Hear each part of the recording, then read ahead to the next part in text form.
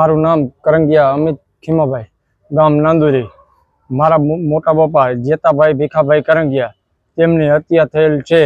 તેમના પાડોશીએ એમની વાડીએ બોલાવી અને મારા મોટા પપ્પા જેતાભાઈ ભીખાભાઈ કરંગિયાની હત્યા કરી છે।